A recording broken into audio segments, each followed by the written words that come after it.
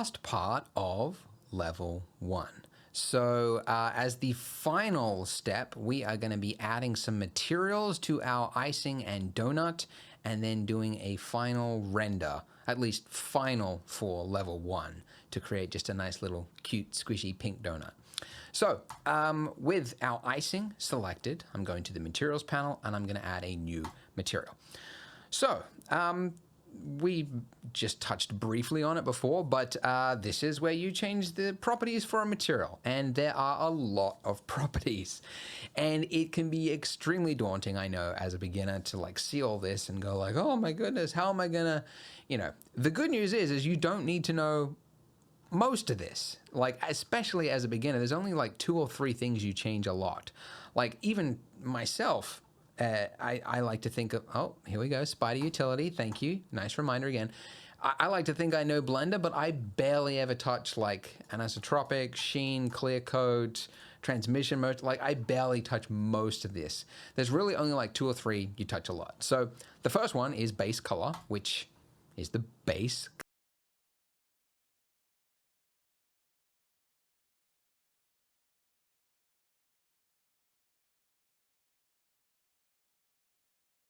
color of a material. That's the easiest way to say it. It's material can get very sciencey, but it's the albedo side of a material. It's like the underlying, there's no way to explain it. It's the base color, okay? It doesn't affect the reflection color, it doesn't affect bump, it doesn't do anything like that. All it is just like the underlying color of a material. So we're gonna make it look pink or whatever, I'm not here to tell you what your donut should look like. You could give it blue icing, purple icing, orange icing, yellow icing. It's entirely up to you. But I happen to think that pink icing looks kind of nice. Looks kind of delicious. So there we go. All right. Now the second property that you change a lot for materials is the roughness. The roughness defines how reflective the material looks, or how sharp the reflection actually looks. So the lower value you go, like if you go all the way to 0, it's almost like it's a mirror. It's completely sharp. And then as you go higher and higher, you can see that reflection of the lamp there becomes bigger and bigger and bigger. And if you go all the way to 1, it looks almost as if it's made of chalk. And this is how you define how reflective something looks. Some people, especially a lot of beginners, they think that the way to turn off a reflection is to change the specular value. And you can do that, but it's overriding the actual like physically accurate properties of the real world, because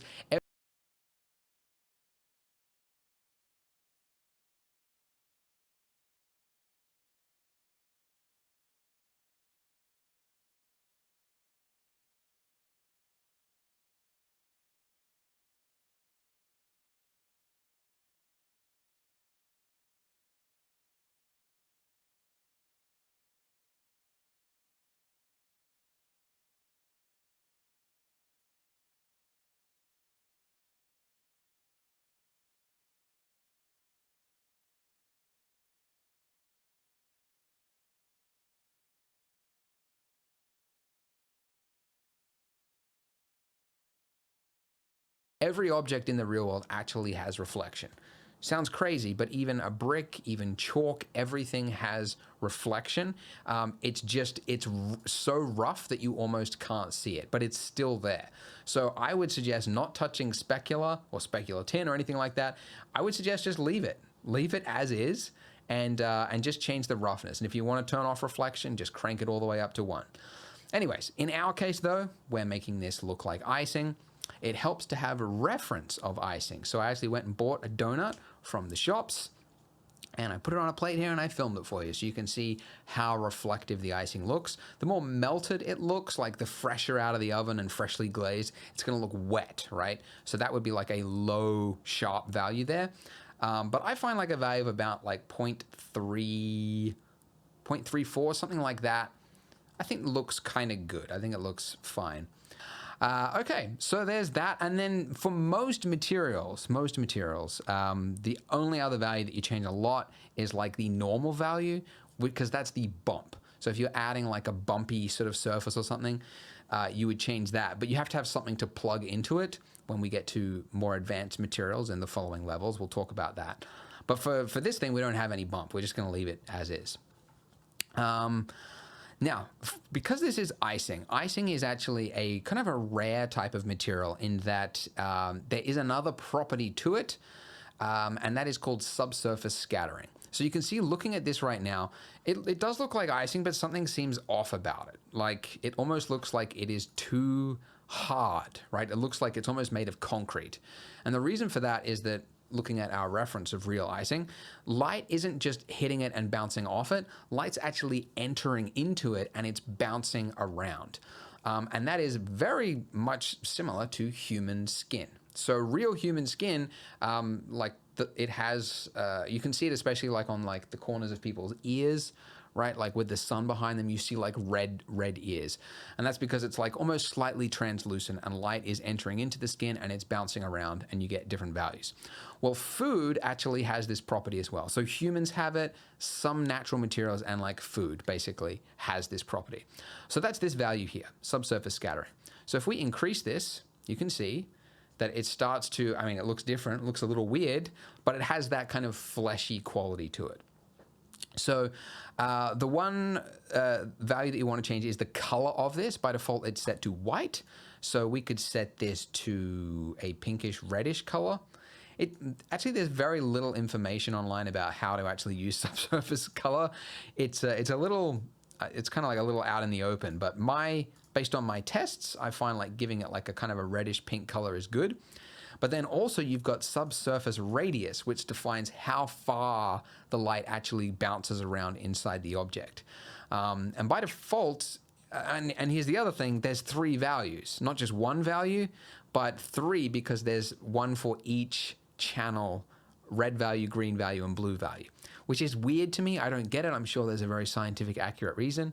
But anyways, my advice for you, because the top one is the red value, I would suggest setting that to like a 0.3 and then setting these others to 0.1, the green and the blue, and then that will give it like a reddish tint to it, and it'll go like, it won't go too far as well. You don't want it to look like wax, which is what can happen if you overdo the subsurface value. So actually that does kind of look a little odd to me. 0.25 perhaps. Maybe this is a little bit too something.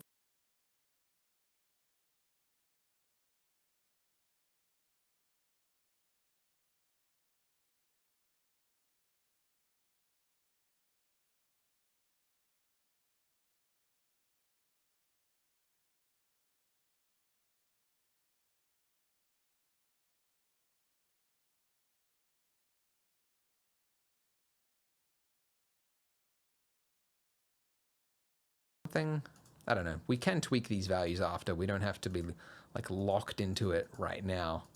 But somehow this is looking a little odd to me. I know I went with like 0.3 for my final one, but yeah, this. Maybe I'll go 0.15 for these other 2 values as well. That looks a little.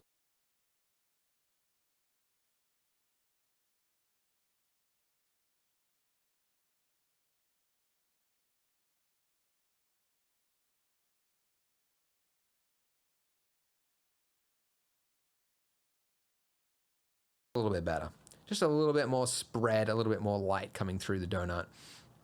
You know, you can tweak these all day. 0.3, yeah, there we go, a little bit redder. Nice. Okay.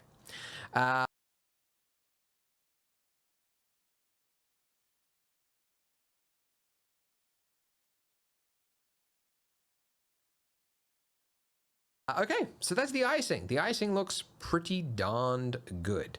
In the next part, we're going to put sprinkles on top, but for now, we have some icing. Not bad. All right, now for my, by the way, I've been turning on and off this overlays. That's just like, you know, the camera, like the outline of selected objects. If I'm working on materials and things like that, I find it helpful to just turn it off so that I can just focus on what I'm doing. But then in order to see what you're selecting, of course, you want to make sure you have it turned on. But anyways, I have my donut selected now. So let's give the donut a material. We are in the future parts. We're going to give this a proper material, like texture paint it and make it look parts that are like white as well as dark. But just for now, we're going to give it the simplest material just to make like a really quick render. And that's just to make it look a little bit bready, a little bit orangey.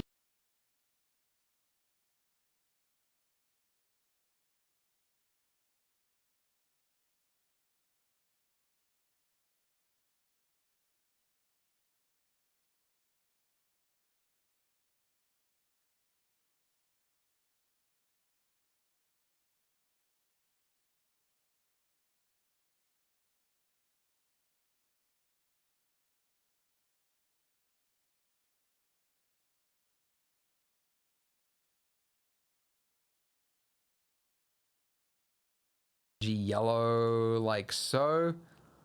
And then the other thing, I'll give it a little yellow like so.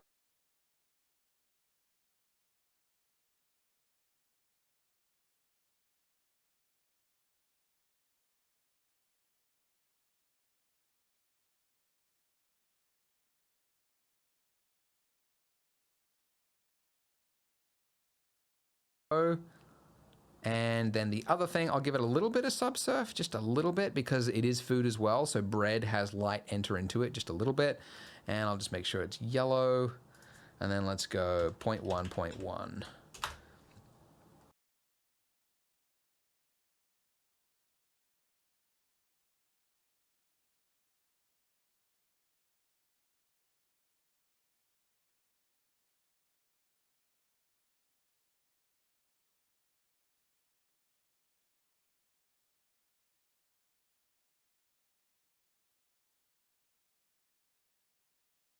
Like so. All right. Donut is looking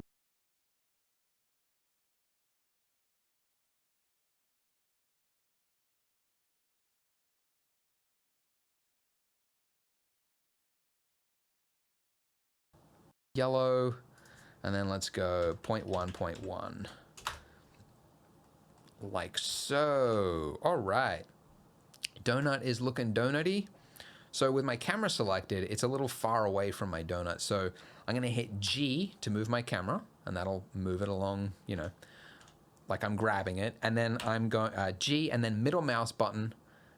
And then that'll just like, you just push the middle mouse once and it's like moving it along. It's like forward front facing act.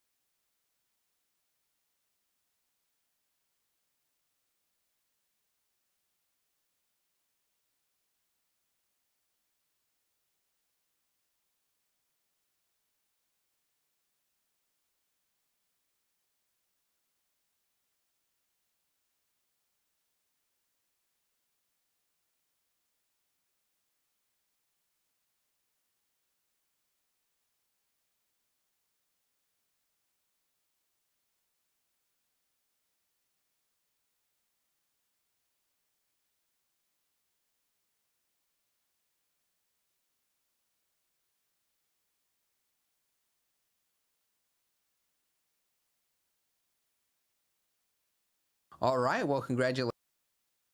Like where I want the camera to be like looking, just in like standard view mode like this, and then I hit Control Alt number pad 0.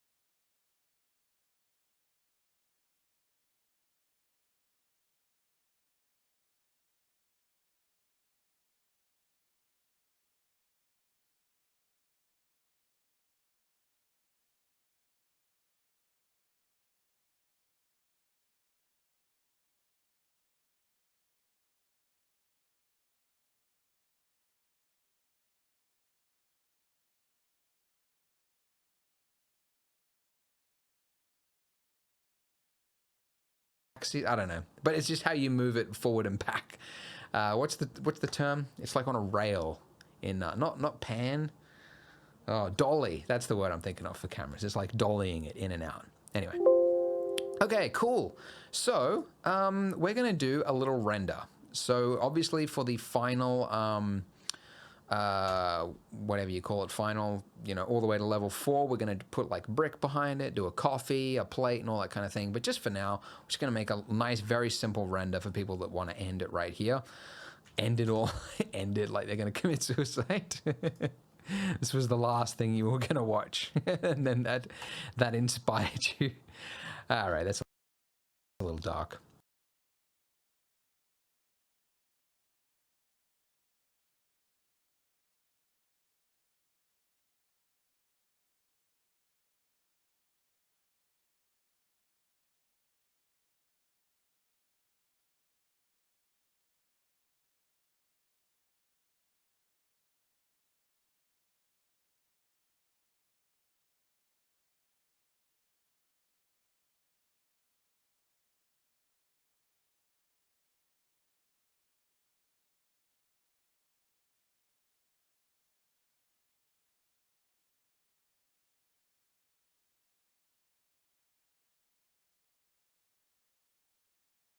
Anyway, in this case, what I want to do is I want to have the light just a little bit behind the donut. But this is a case where you can kind of see like having like just a single view like this, like looking through my camera. I want to be able to move my light around, but I can't really do it from this view. So let's talk about splitting the view.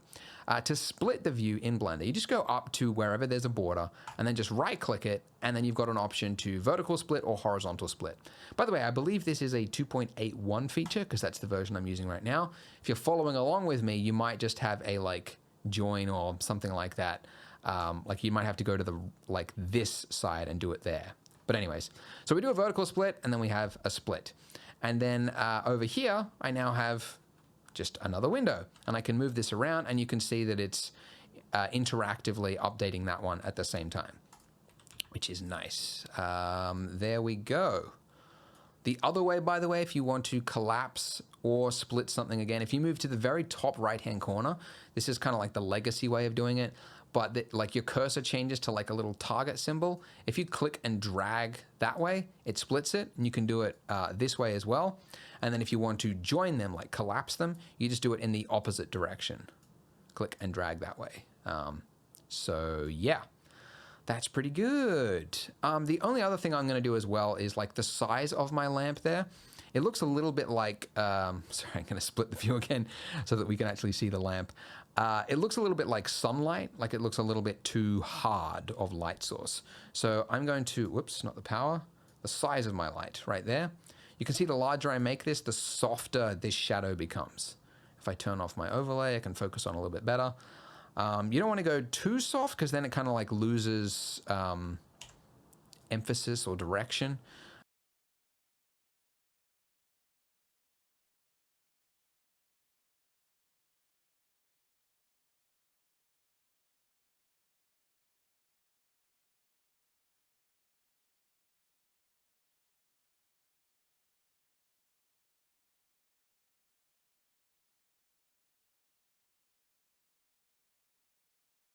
You just go up to wherever there's a border and then just right click it, and then you've got an option to vertical split or horizontal split. By the way, I believe this is a 2.81 feature because that's the version I'm using right now. If you're following along with me, you might just have a like join or something like that. Like you might have to go to the like this 0.81 feature. You've got an option to vertical split or horizontal split.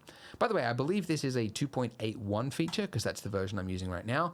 If you're following along with me, you might just have a like join or something like that. So but this is through my camera. I want to be able to move my light around, but I can't really do it from this view. So let's talk about splitting the view. To split the view in Blender, you just go up to wherever there's a border and then just right click it, and then you've got an option to vertical split or horizontal split. By the way, I believe this is a 2.81 feature because that's the version I'm using right now. If you're following along with me, you might just have a like join or something like that. Like you might have to go to the like this side and do it there. But anyways, so we do a vertical split and then we have a split. And then over here, I now have just another window, and I can move this around and you can see that it's interactively updating that one at the same time.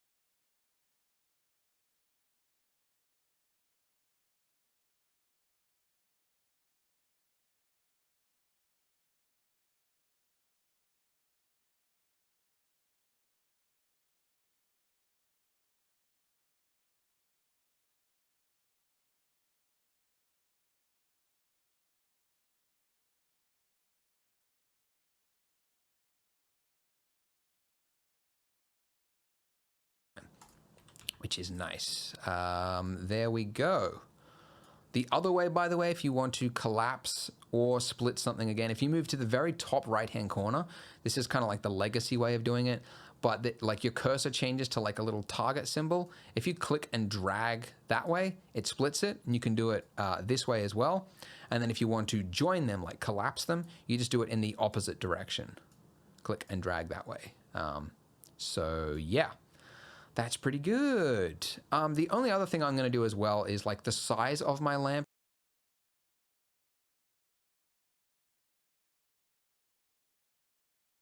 This way as well. And then if you want to join them, like collapse them, you just do it in the opposite direction. Click and drag that way.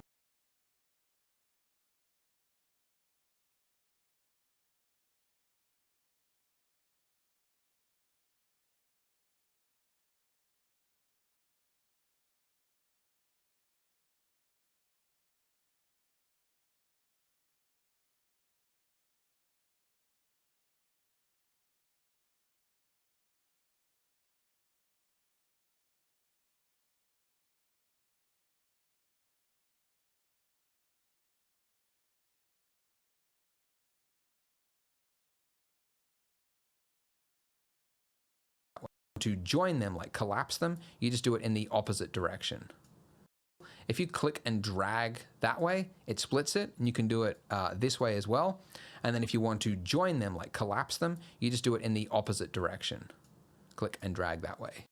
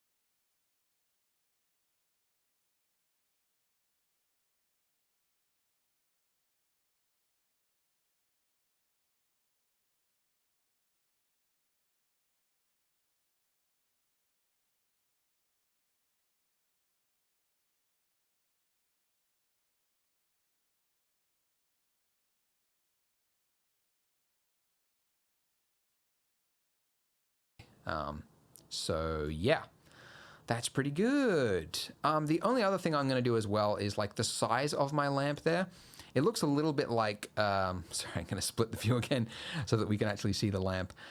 It looks a little bit like sunlight, like it looks a little bit too hard of light source. So I'm going to, whoops, not the power, the size of my light right there. You can see the larger I make this, the softer this shadow becomes. If I turn off my overlay, I can focus on a little bit better.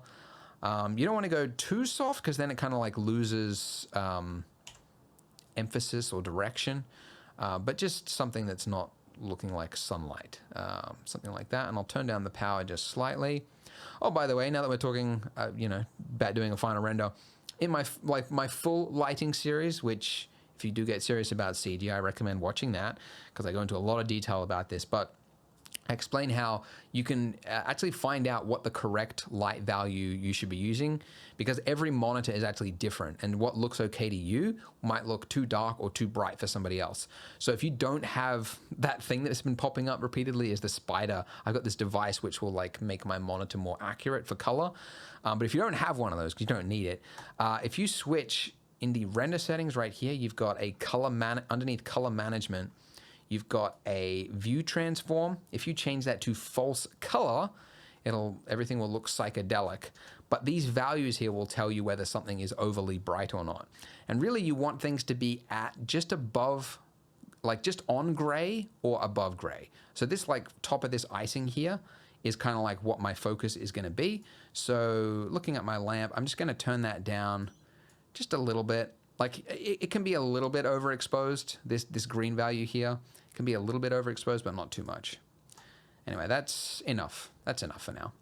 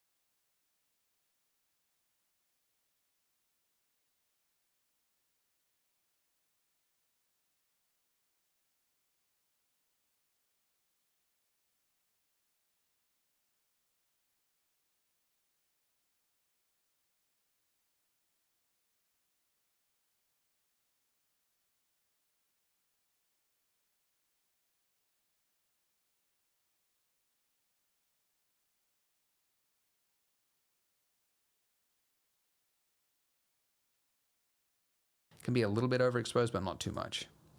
Anyway, that's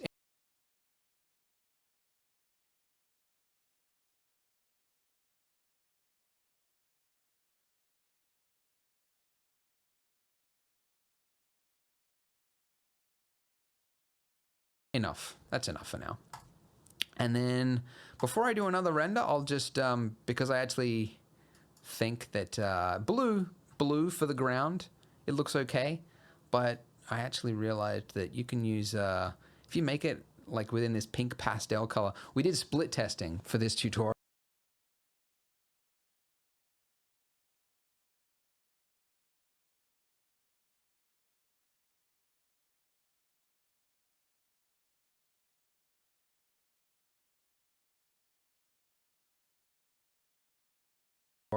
We put some adverts up on Facebook to test, what thumbnail would actually perform best for this tutorial. And yeah, apparently we did like some different ones with like the background here, and we had ones that were blue and then some that were pink, and the pinks outperformed by a lot. So yeah, I guess like it's up to you, but based on my test, it seems like the aesthetic looks it looks nicer when you have like just pink on pink. So that's what I'm gonna go with. All right, now before we do a render, I'm gonna give this a save. Let's give this a save right now. I just hit Control-Shift-S to do that save. And all right, now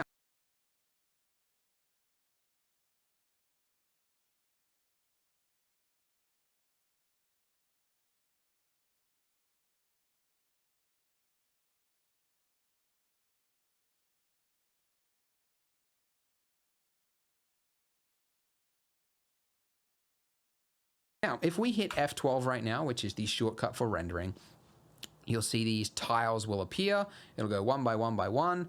And yeah, so I do have 2 tiles because I have 2 graphics cards and I'm using the GPU. If you have CPU, you might see like 8 tiles because it's going to use the cores of the CPU to do it. But CPUs are often generally slower than graphics cards. But anyways.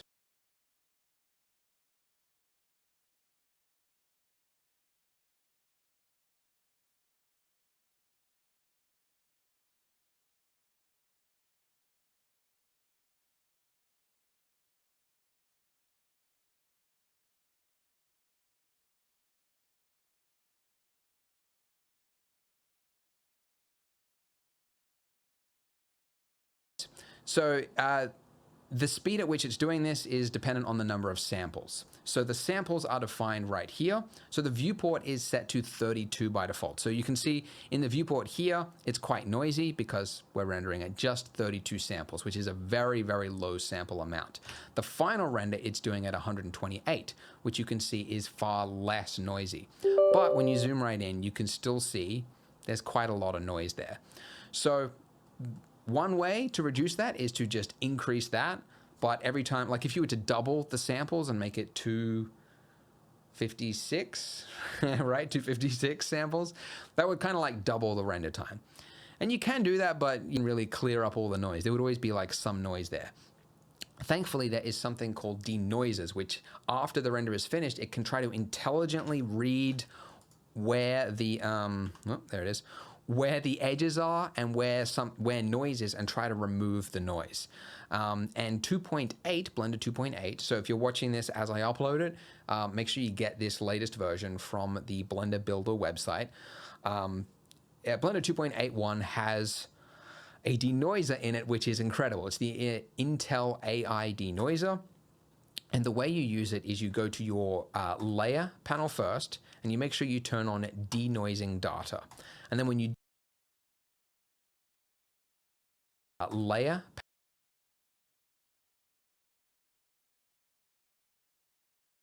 panel first, and you make sure you turn on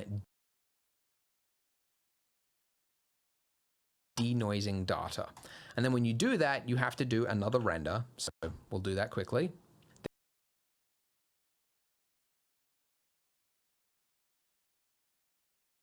There we go. And then once the render is do another render. So we'll do that quickly. There we go. And then once the render is finished, we're going to go, and this is, for a beginner tutorial, it's a little advanced, but we're going to go to the compositor. So this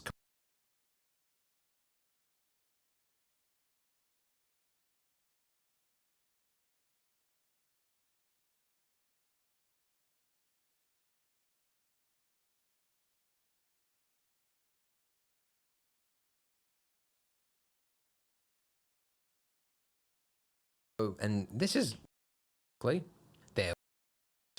And then when you do that, you have to do another render. So we'll do that quickly.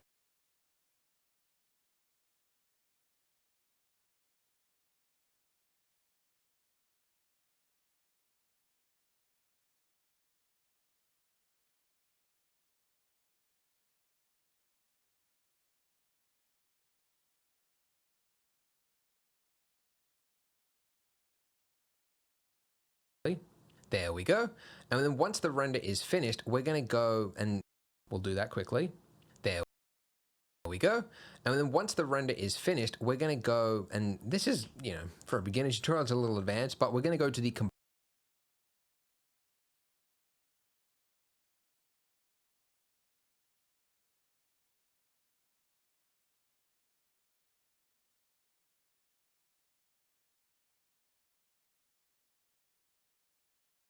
compositor. So this compositor tab along the top there. And this is, yeah,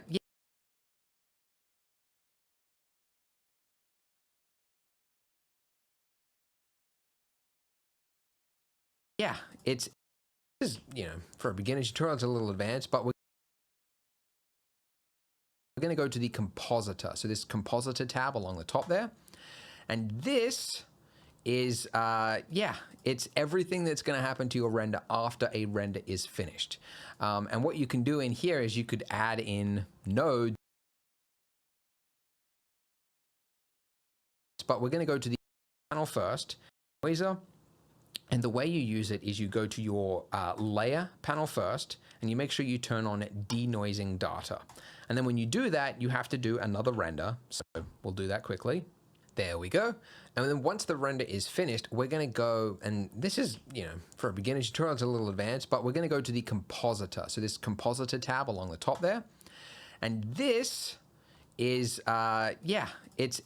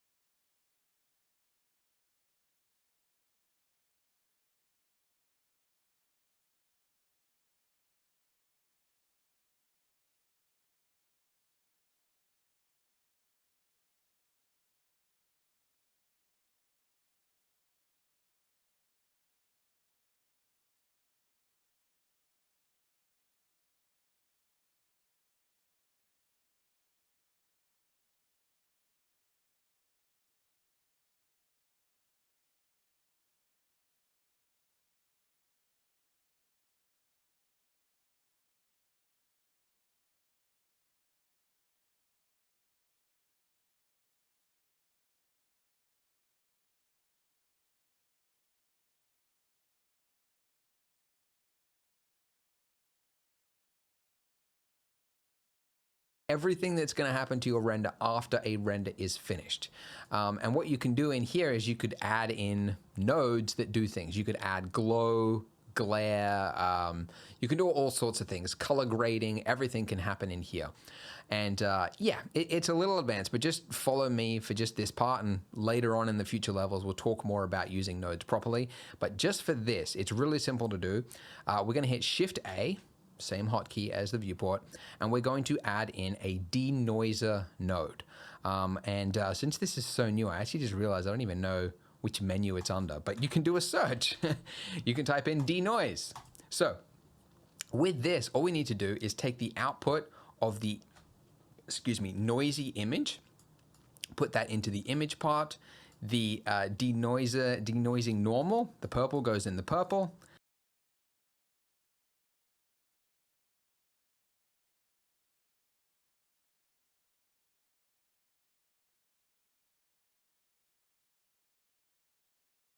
and then the denoising albedo goes into the albedo.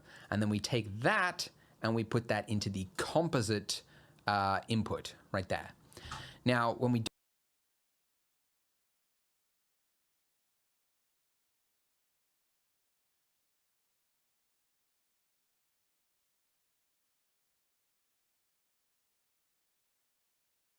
do that, if we were to hit F11, F11, by the way, is the hotkey to bring up the old render, the most recent render. Nothing has actually changed because when you're doing, I don't know why they changed this in Blender, but it really annoyed me. Like, it won't actually affect the final render unless it's viewable as you're using the compositor. You could do another render right now and it would actually kick into gear. But in order, like if I don't want to have to do another render, I can just go to the image editor down here, set this to render. I can just go, it would actually kick into gear.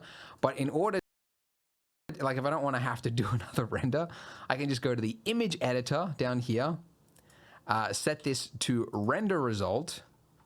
And then if I take this out and put this back in, it will actually refresh it, do the full render, and now control space, by the way, will maximize any view that your mouse is over. So control space, bring that up, and now as we zoom in, you can see it's cleared up all that noise as if it were magic.